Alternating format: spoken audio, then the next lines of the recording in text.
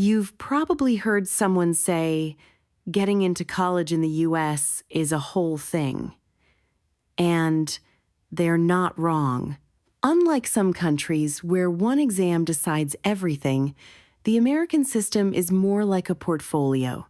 Colleges look at a package of information: your grades, your classes, your activities, your writing, and sometimes test scores to decide whether you're a good fit.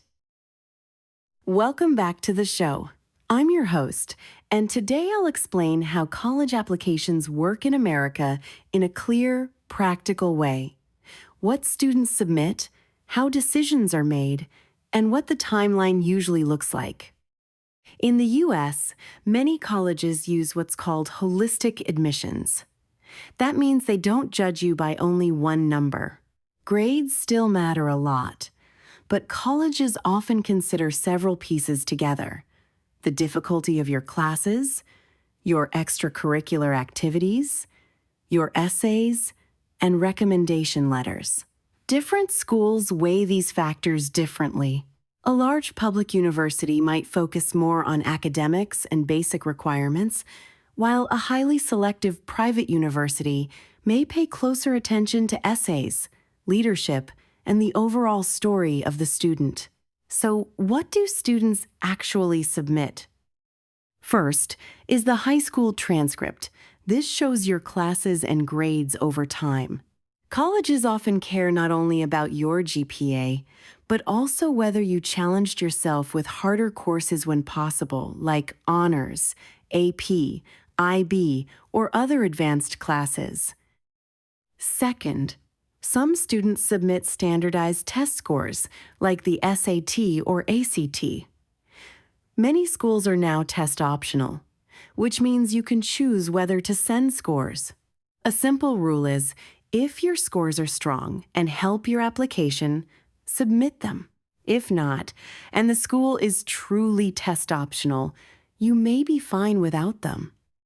Third is your activities list. This includes clubs, sports, volunteering, part-time jobs, family responsibilities, and personal projects. In U.S., admissions, what matters most, is usually impact and commitment. A few meaningful activities done consistently often look stronger than a long list of things you tried only once. Fourth are the essays. Most applications include a main personal essay plus additional shorter essays for specific schools. These essays help admissions officers understand who you are beyond grades. Strong essays are usually specific and honest. They help the reader feel like they understand your personality, values, and goals. Fifth are recommendation letters. Many colleges want letters from teachers and sometimes a school counselor. These letters provide context about how you learn, how you participate, and what you're like as a student and community member. Depending on the major, there can also be extra requirements. For example, art and design programs may ask for a portfolio. Music or theater programs may require auditions. International students may need to submit proof of English proficiency. Now, how do students apply? Many use online platforms.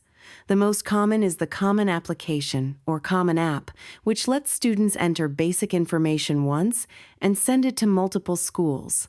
Some universities also have their own separate applications, especially large public systems. The timeline is another key part of the process. There are a few common decision types.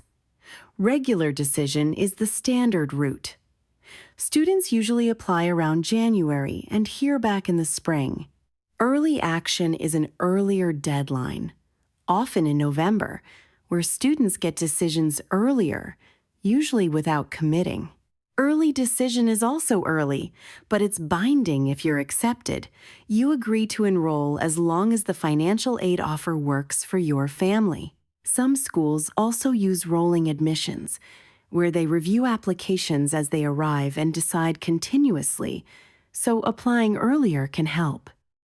After applications are submitted, admissions officers read the file and evaluate it in context. They may consider what opportunities your school offers, your background, and how you use the resources available to you. The final result is usually acceptance, rejection, waitlist, or deferral if you applied early and they want to decide later. Finally, money matters a lot. U.S. colleges can be expensive, so students often apply for financial aid or scholarships. Need-based aid depends on your family's finances. Merit scholarships are based on achievements like academics, leadership, or talent. For international students, financial aid can be more limited, and policies differ widely by school. After decisions come out, students compare offers and choose a school. Many commit by May 1st, which is a common national deadline. So here's the big takeaway. In America, college applications are usually about the whole picture. Strong grades and rigorous classes matter, but essays, activities, and recommendations also play a major role. Understanding the timelines and the cost early can make the process much easier. Thanks for listening, and I'll see you in the next episode.